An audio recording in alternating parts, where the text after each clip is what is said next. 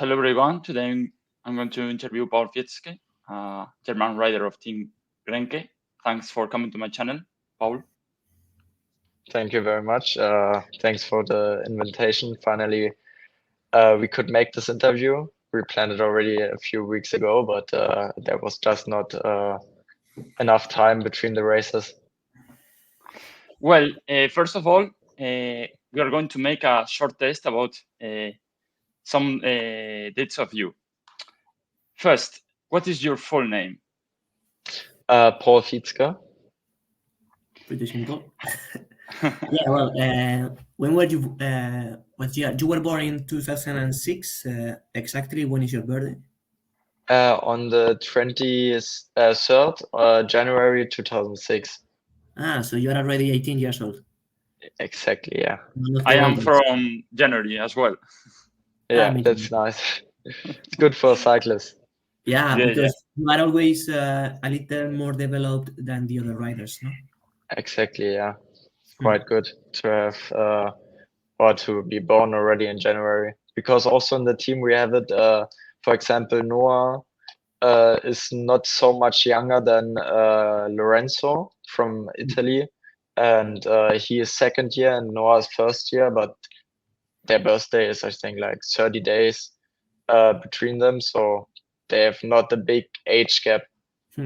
And that actually makes sense, because Lorenzo, for example, last year didn't start so strong the season, but he finished super strong. So maybe it's because he was from December.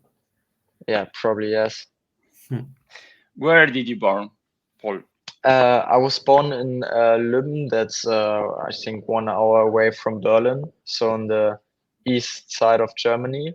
And then we moved, I think, when I was 6, somewhere else, because my parents broke up. And then some years later, I think it's already 6-7 years ago, we moved to Cottbus, where I go to school. And yeah, they have the sports centrum with the all the track stadium and everything, the velodrome, and it's I would say nearly the perfect training conditions, except we don't have really climbs in our region.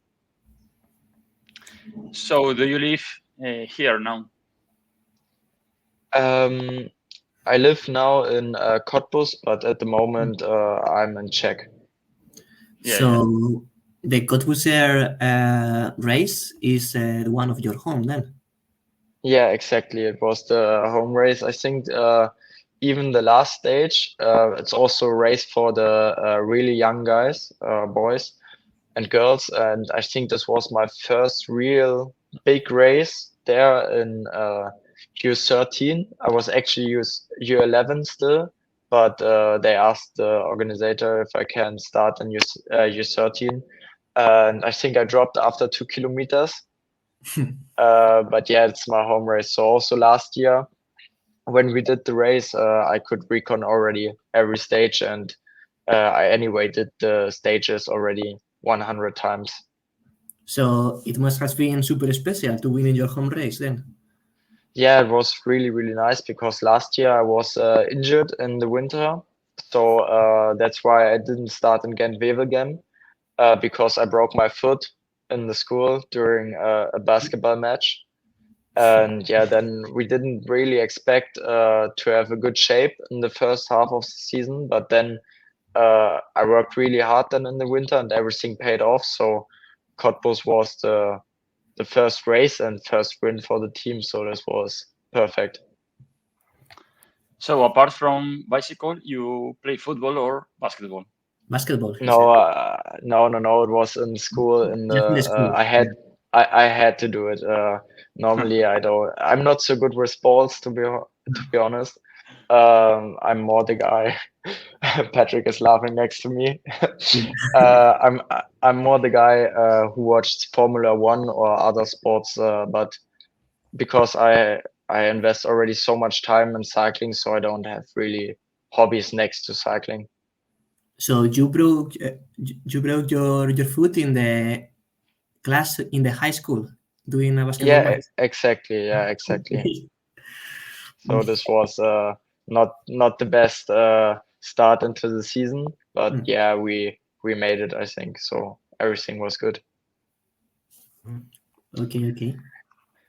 Well, more questions in the test? Yes. What is your height and your weight?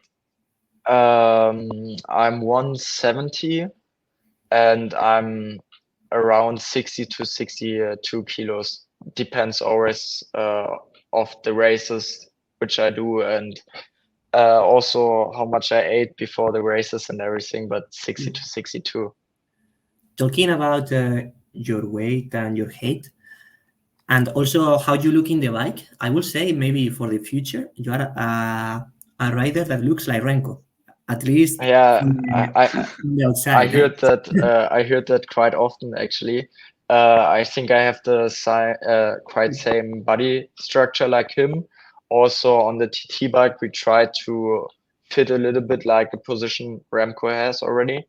But yeah, I think I'm not even close to him right now from the pure power. So if Renko is too much to compare, maybe we can say Ilan van Wilder. That is maybe just like Renko. yeah. Also They look the same. yeah. Sometimes I confuse them. Yeah, exactly. Yeah. So yeah, I think I have also these kind of strengths with the TT, but also these hilly, hard stages or courses. I'm not really a sprinter. I have still good peak, but I would never really win a bunch sprint. More a group around 5 guys probably. Maybe I could win with the power, also some bunch sprints, but I'm a bit not scared, I would say, but sometimes it's really hard to do the positioning before a real big bunch sprint. So I like my position with Christoph in the team, that I'm just the last lead out guy. So I can go just all out until the last 150 meters, and then he does the rest. I'll win the stage. Yeah, exactly. What is your favorite race and your favorite rider? My favorite rider probably also I would say Remco, because in some points I can't compare to him, but yeah, he is on a different level than me.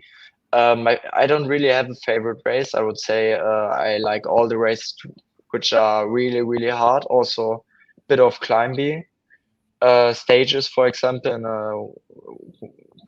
a short stage race. But yeah, I don't have really favorite. Roubaix is really nice because we could do it already as juniors. But you have also, very bad luck. Yeah, really, really hard. Yeah, I mean, was last year one of the hardest races I've done. This year was a bit of bad luck. Yeah, I couldn't really produce or go over my limit because of the mechanical issues. And I also did some small mistakes, so it was not really a perfect race. But yeah, Roubaix is quite nice, but also doesn't really suit me as a rider, actually. I'm a bit too light for the couples. But yeah, mostly I just like really hard racing from kilometer zero. Do you have any German cyclists that you follow more than other riders, like Polit or something? Not really. I like to watch them, and I always like when they win, of course. But I would say the closest rider I see is Lennart Kemner, probably, because he was also in Cottbus, and there's this kind of connection.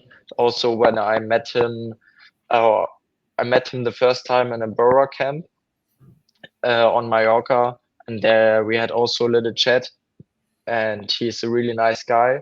So I would say I see the closest to Lennart Kemner because of the school, or everything around, and yeah, he's a really nice guy. Talking about German riders, lately in junior category, a lot of some German riders have been dominating a lot. I think 4 years ago it was Marco Brenner, and Yeah. 2 years ago it was Herzog. So you are next in line. Why this success? I don't know. I think Germany has always a bit of luck to have always one really good guy, or at least 2 or 3 really, really good guys in their year or in this age group. So I don't really know if there's a special reason, because also it's not always one rider from Cottbus or one rider from the West Germany. So, I would say around it's just I think a bit of luck also for Germany to have always one good rider. I think Brenner and and Herzog are both very close to Austria, no? From the south of Germany. Yeah, I don't really know where they live or where they lived, I searched it. but they are from the south of Germany, so they have a bit of more climbs than me.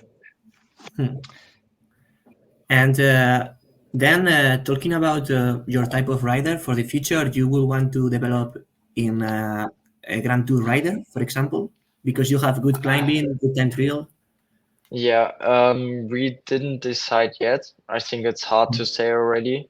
At the moment, I just want to do or to perform everywhere good or really well.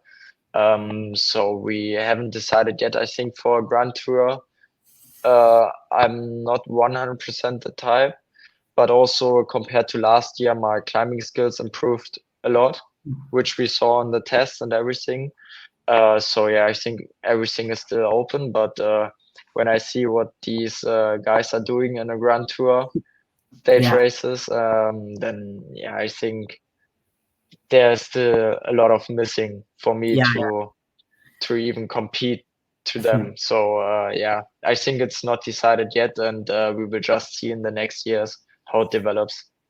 Yeah, Grand Tour is the ultimate level, so it's a long leap you will have to do in the future. Yeah. And if not, maybe for the Ardennes, that type of rider that is Remco. I think what the coaches say to me, like 1 week stage races to really hard classic 1 day races could suit me the best at the moment. But yeah, we will see how I develop now in the next 2-3 years in under 23, and then in World Tour we will see where I am, and hopefully I can just win some races. This would be already enough. And just for finish the test, I want to ask you about your favorite food and your favorite type of music. Food, clearly pasta. I'm 100% a pasta guy. I hate rice. Always when we have to decide if we want to eat rice or pasta before a race, I just hope that everybody says, yeah, we want pasta. And favorite type of music, I don't have really favorite type of music. I listen to nearly everything. It also depends a bit the situation before a race. When it's still 3 hours to go, I listen to more relaxed music, and then like 1 hour before the race, I listen to some hard style or hardcore music. So yeah, I don't have really a different a special type of music.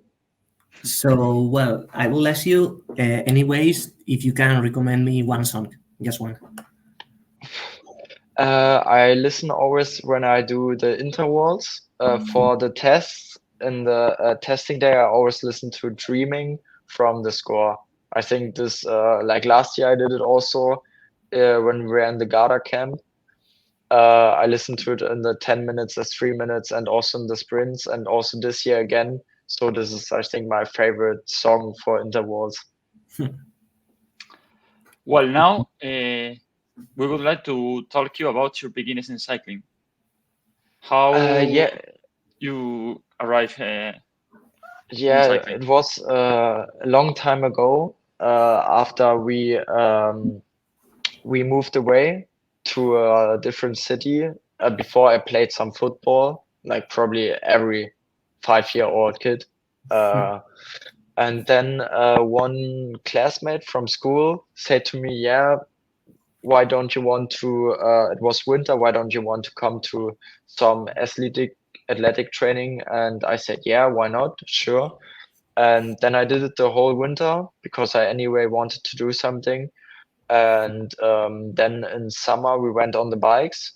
I didn't know that, to be honest. I just came one day to training, and then we had these road bikes, these racing bikes, and yeah, then I tried it, and yeah, this was mainly the way into cycling. It started, I think, when I was 6, 7 years old, so already 11 years ago. Quite a long time, but I still love it. So. And do you have any cyclists in your family, or it was just through school? No, nothing. I'm the first one, and yeah. First of all, they didn't, or they had nothing to do with cycling. Everybody in the family, but now after some years, they also started watching cycling, and they are also now a bit into this cycling thing. But they don't ride their bike, so I'm the only one. So you don't have a small brother that is going to follow you? No, I'm the smallest one. I have two Okay. bigger brothers. Yeah, then maybe in some years, if I have some kids, then they have to follow me or something like this. But I don't have a brother, and this will also not happen anymore, I think so. So talking during these years, for you, what are your main victories as your trajectory in cycling under 16 years old? Under 16?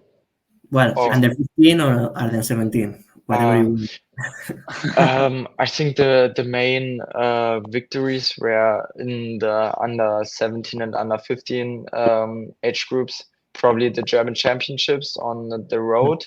I won them in both age categories, and also on the track we won some German championships. So these are probably the biggest success there. I was also not the best rider. I was good in Germany, but we had in U17, I think 2, 3 international races with Course de la Paix U17 and also the AFs, which were in I don't really remember. Czech Republic or Slovakia, maybe? Yeah, I think there. There I finished, I think, 10th or 11th in the road race. This was already good, but not on the level where I am now. So mainly I started really to develop then internationally when I joined the United team of Bora and Scroll.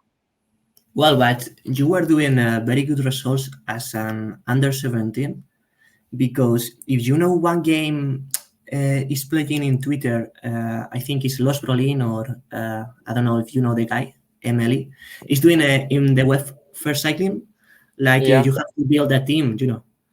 So, and the first year gives you more points. So you have to search good first years. I took you as first year because I was in, under 17s with good results, and I saw that, yeah, maybe internationally not winning, but in Germany, I think you won the national championships with a very big margin.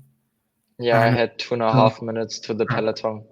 And I thought, that's impressive. I think this is what we want. So you give me good results. Thank you. I think last year was a really, really good season. I didn't expect that at all. But I also have to say I had a lot of luck last year, which is still missing this year a bit. For example, I'm from the pure performance way stronger than last year, but sometimes these little things you need to have for winning or for finishing on the podium, I'm still missing this year a bit. So last year was really, really outstanding, I would say, with the World Championships in the end, and perfect.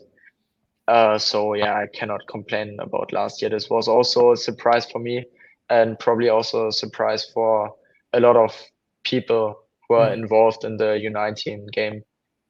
Yeah, your first year was super impressive. Most years, maybe with your results, maybe you will be the best first year junior. But well, there is one Witten Philipsen winning the World Championship. So it's a super strong age group, I think. Also I think the 06 is super strong. I mean, I think it never really happened that 3 guys on the podium from the World Championships are first year riders. So this was also new. And also in a lot of other races, the first year riders could always compete with the second year riders really well.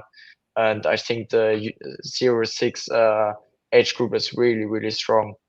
Yeah, for example, Paul Fietzke wasn't in the World Championships, but he almost won Valromey as a first year. So really Yeah, good he climber. was also in the World Championships, but he had to work for Matisse Grisel on the team. Okay. So he did all the pulling back in the group or in the group behind us, and then he was just dead in the end. But in the Virome, he was really outstanding strong.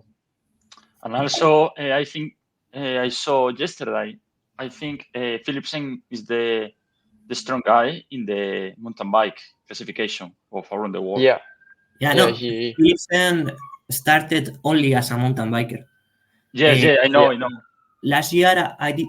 He surprised me more than his level that he was going to compete in the road, because I think at the start that he was only going to do like mountain biking. But Yeah. then I think he started winning and he said, okay, why not? No? Or Yeah. I mean, I think the first races were also Roubaix. There he had last year also bad luck, also this year with his crash. And yeah, then the first time I really recognized him was in Course de la Paix last year. There he was also really strong. I mean, he was fourth in the GC in the end, I think, but it was really close between third and fifth place, between Senna, me, and Albert. So there was the first time I recognized him. Also from Theodore from Denmark, he told me about him already. And then in the Worlds, we already knew he is also one of the biggest favorites last year already. So the day before, I remember I talked with some guys who are really involved in 2019, and they said, yeah, tomorrow the main competitor of you is for sure Albert Philipsen. You have to watch on him. And talking about Course de la Paix from last year, I think the race was very equal. Every rider, it wasn't big gaps between different riders. Only, I think the first stage, Nordhagen and August go to the front. So now you have Course de la Paix in 1 week, and you are one of the main favorites, I think. What is your strategy to win the race? I don't really have a strategy now because we are not with the national team, so we will decide it then. But yeah, last year Nordhagen and AJ August were outstanding already in the first stage.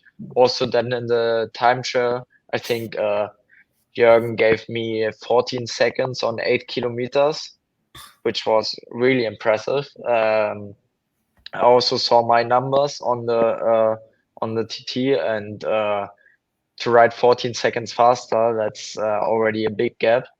And yeah, then it was also a bit of struggle because the Queen stage last year, we had all day headwind, so you couldn't really go away. Some guys tried it, but everything stayed together. That's also the reason why it was so close in the GC. Then I think without wind or with tailwind, there would have been a lot of big splits. Anyway, the parcours is a little bit different these last years, I think, no? Because like, I don't know, 4 or 5 years ago, there was a bigger climb in the Queen stage, I think. Could be. I haven't seen the route from 4 or 5 years ago. I just know from last year and this year, it's I think nearly the same or equal. I don't know. But yeah, we reckoned first and last stage now a bit. Also not everything, just a bit. The last 20 kilometers. And that's the same as last year. And already the first stage is quite hard. Also with the TT, it's short, but it's also hard with a lot of small and short kickers in there. And I think it will be also again a game of seconds, not minutes in the end. But if the Queen stage is ridden hard enough, then I think there could be also some bigger splits between the top 10. Course de la Paix is maybe a more than tactical race instead of, for example, Valromey, that is more pure climber legs. Yeah, I'm not sure about this. Of course, Virome is on a different level. Virome is super hard with the last stage. They're just all about power. But I think also in Course de la Paix, always the one of the strongest guys won. So it's not 100% tactical. I mean, with these climbs, if somebody wins it, then he is, of course, a good rider. So it's yeah, probably a bit more tactical than Virome, but it's anyway so hard. And we will see on the fourth stage, on the green stage, if we can split the peloton really, or if it stays together like last year. But first of all, the most important thing is, I think, to not lose time in the first stage. Maybe to do some moves with a small group. I don't know. We will see how it develops. And then I think the one of the most important stages is already the TT on the second day. So Yeah, that's the because main focus. if between the 4 or 5 stronger riders is going to be a lot of equality, the time trial is going to decide. Yeah. Yeah, So exactly. Also with bonification seconds, you can also make some big steps. For example, last year in the last stages, or in the last stage, I think Senna moved from 5th to 3rd place just because of bonifications. So there, everything is possible. do you already have the star lists for this year, and you know what is going to be the main rivals and everything? I don't know the start list. I haven't seen it yet, but I know from some friends who is on the start and who not. For example, the Great Britain team is not there, so there are already some strong guys missing. For example, Seth Grindley, and yeah, but the main competitors are here. Also, Orban Sparfell is not here. Also, really strong this year, and but for sure, Albert, one of the main favorite, I would say. Then Pavel Sumpik, also really strong in West Bohemia, also one of the favorites. And I don't know how Paul Sexas is now in shape, because he was also in the beginning of the year injured, I heard. So we have to see how he's in shape. And yeah, I mean, I think it's not really necessary to think about it now. Ray, who could be strong, we will see it on the first stage, who has the legs and who are not in the shape to win it. I think Sexas is building his form already, because he won a race in France. So yeah. And do you know if the Spanish guys are going to go? I don't know, to be honest. Patrick, do you know if the Spanish team is here at Costa here? I think not.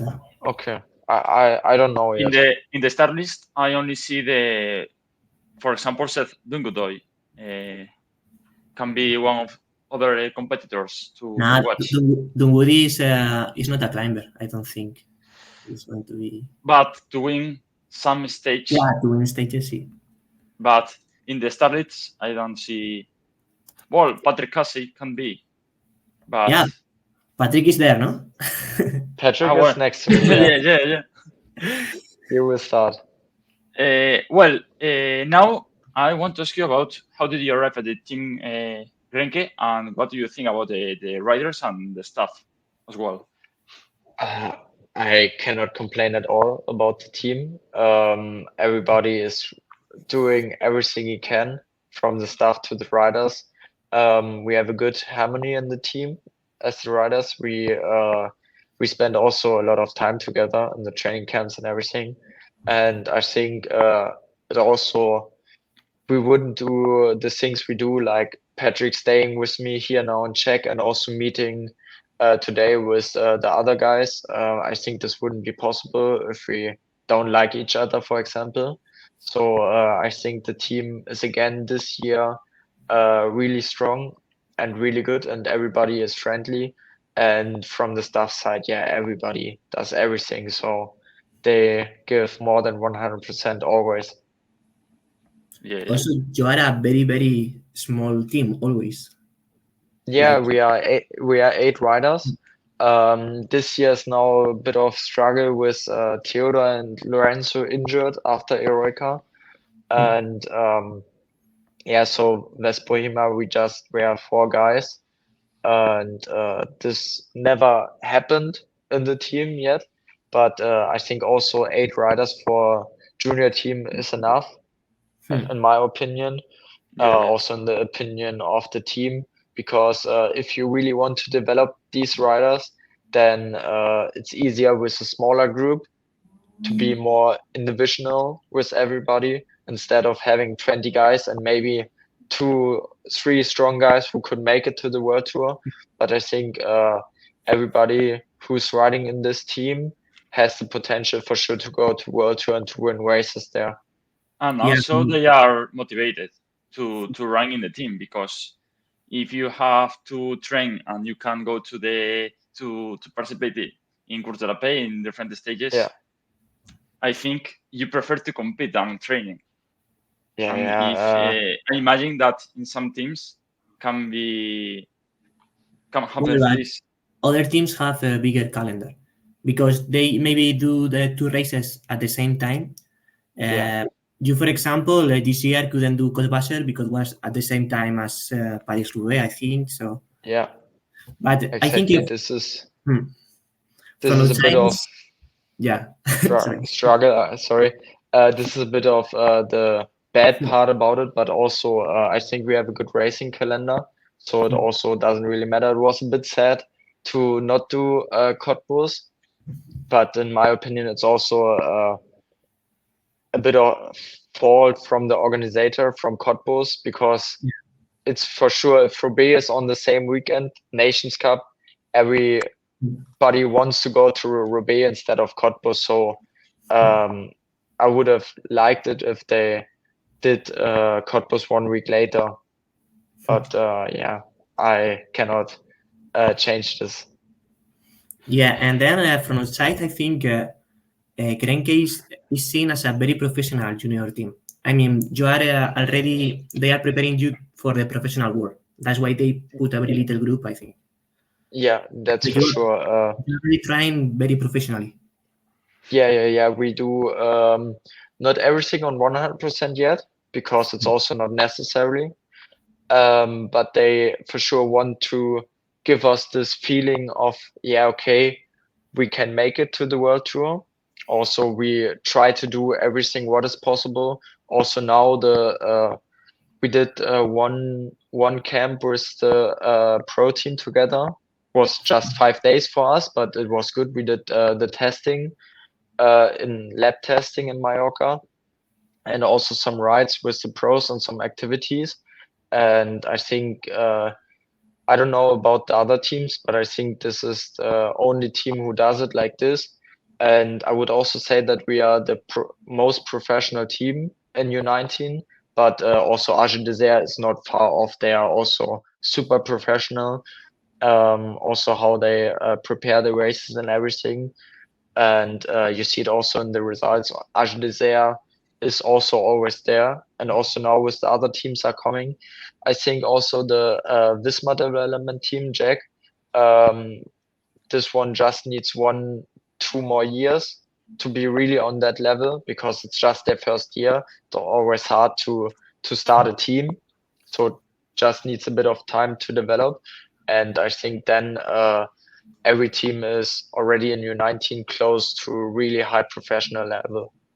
And AGDR, I think, is the opposite example as your team, because they are a super big team with a lot of riders, and sometimes they have their own small club team, and then they go as guest riders with AGDR. So they test many more riders, but they don't do it so specifically.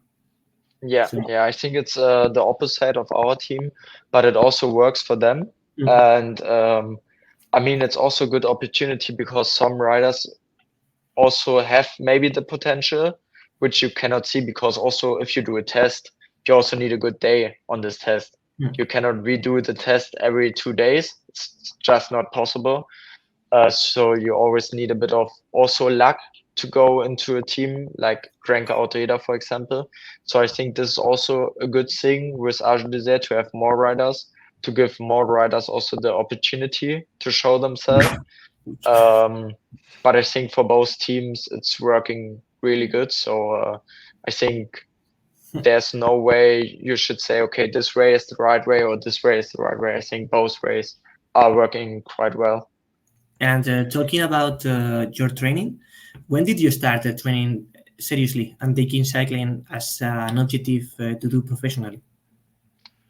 I don't know. I think when I joined the school in Cottbus, because then they tried, or then we had a coach, and also did the training as a group, always together, and also a lot training for this age group.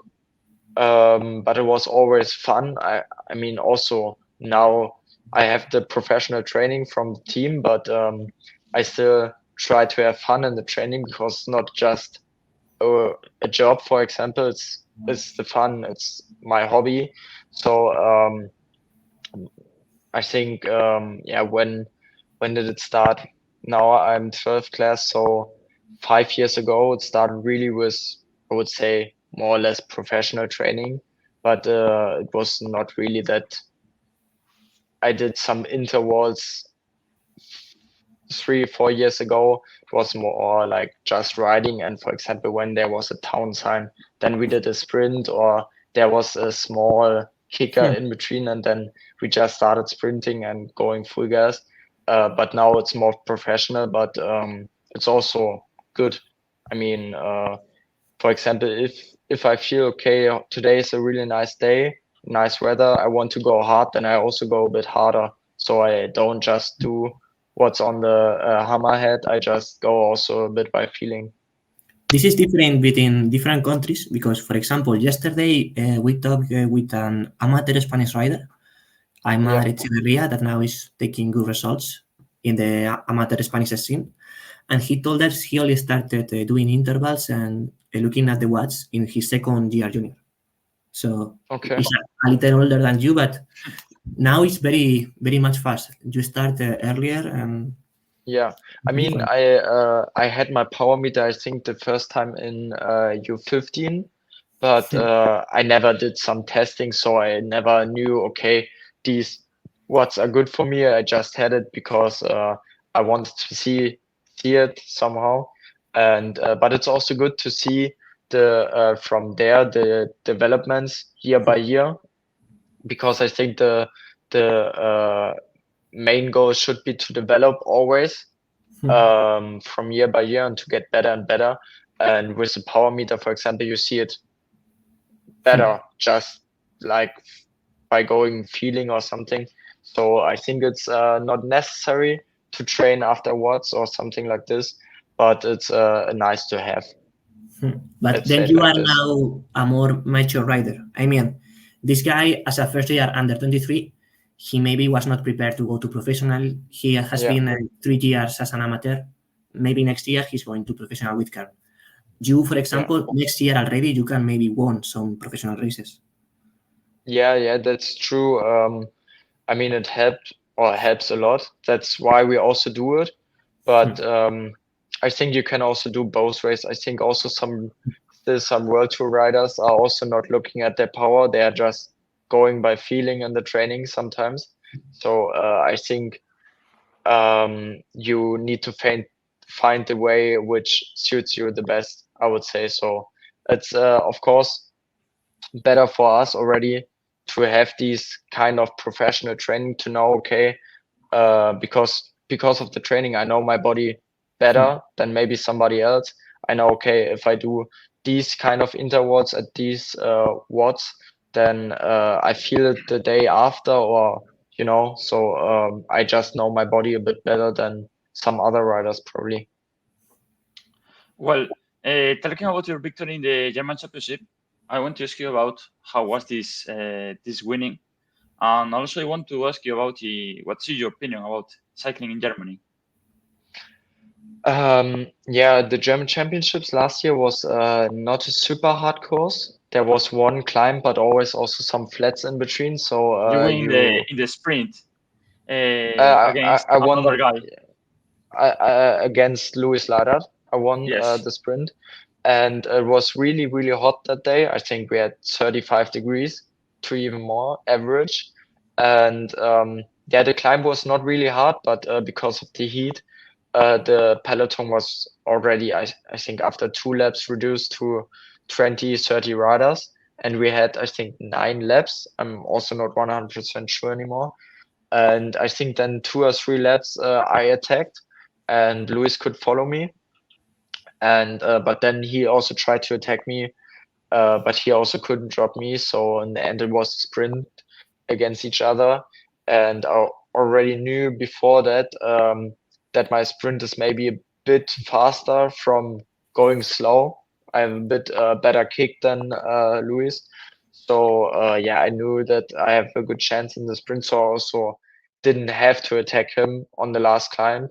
But yeah, it was, I would say, also a bit of boring race because the first 2 hours nothing really happened in the race, and also from the average watts, it was I think the lowest race I did last year.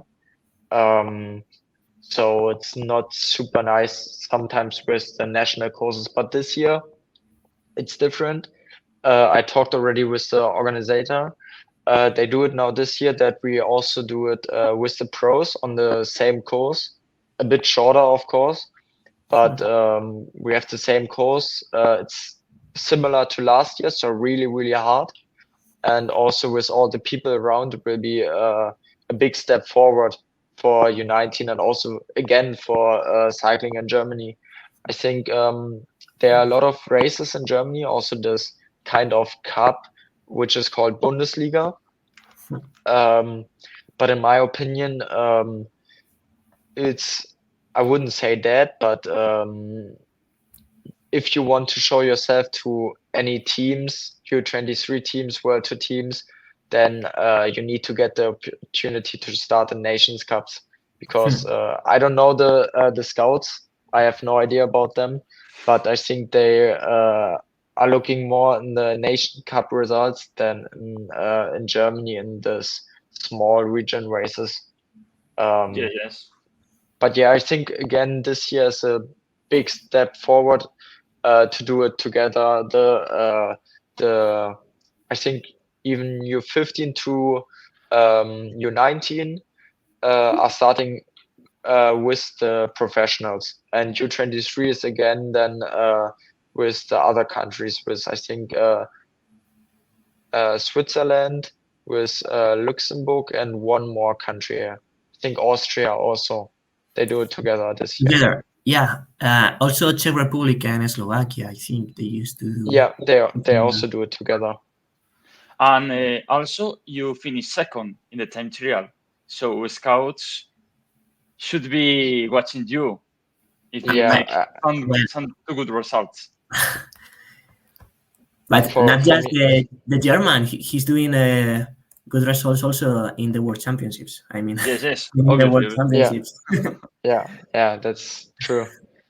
I but say, yeah, I say if you win the Route Championship of German and finish second in the time trial, some team must be looking you, obviously. Yeah. Of I mean any country, yeah. Spain or Switzerland or Czech Republic, France. I think the championships are also different because there everybody starts, because now with these big teams, so 5 riders are from Germany now in these bigger U19 teams, so they don't really start the Bundesliga races. So the competition is not super high. There are just these guys from Germany, but when it comes to the German championships, then everybody from Germany is there. And if you finish there on the podium, then you're for sure one really good rider.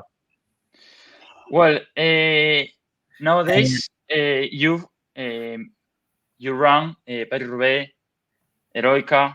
You have a very good position, but you have very bad luck. Yeah. Can you explain us what memories do you have about it? Well, in the first stop of Heroica, there was a big crash and a lot of Yes. in your team. Some partners of your team, I think, has to be home, had to be to their home. Yeah.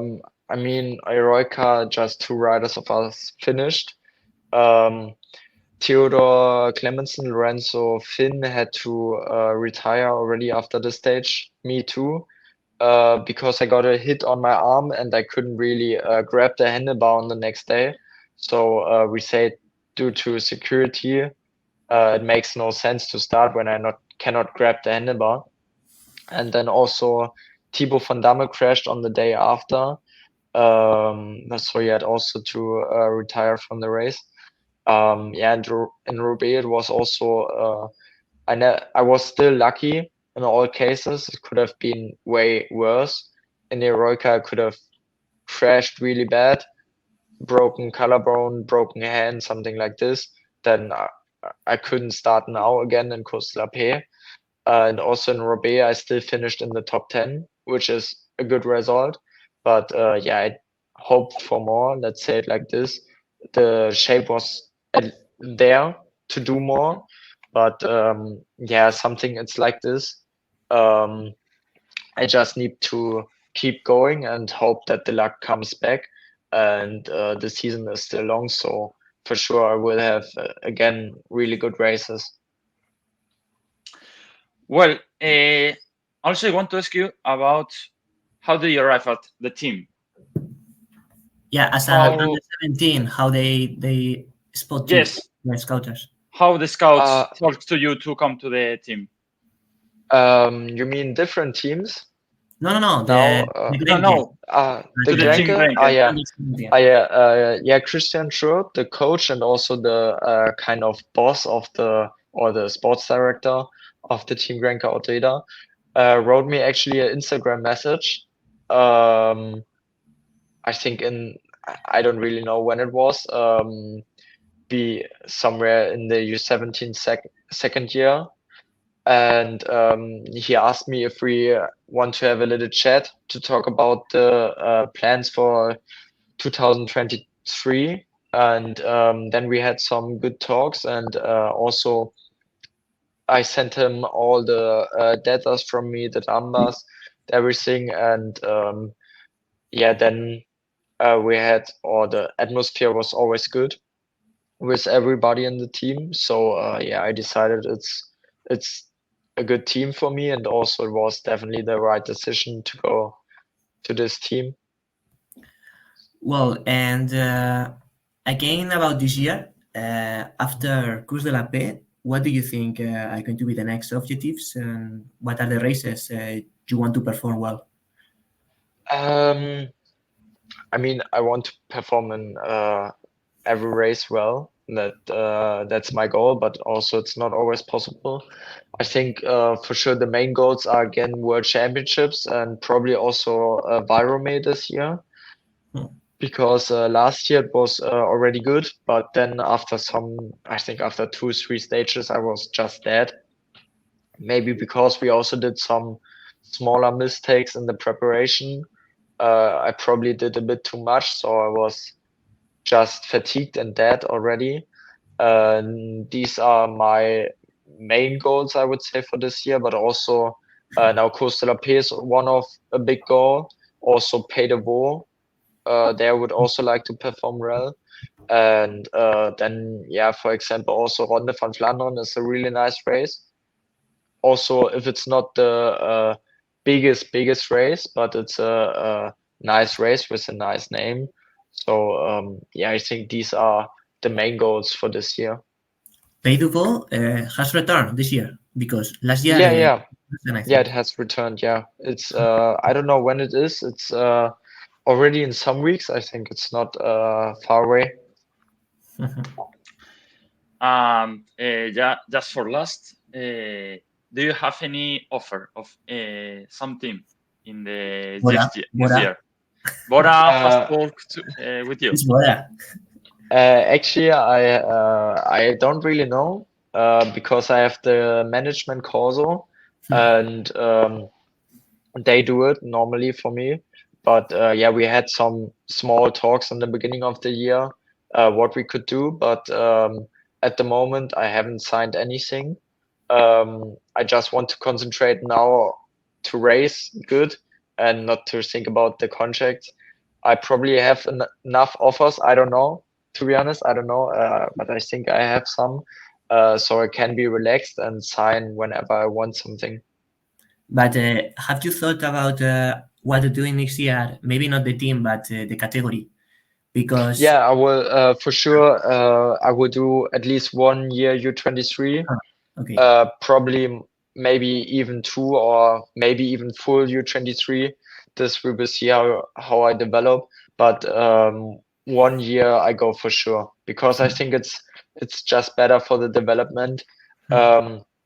Because normally now we are riders who want to win, who also can win some race in U19, and in U23 I'm also a rider to win maybe 1 or 2 races after 1 or 2 years in U23.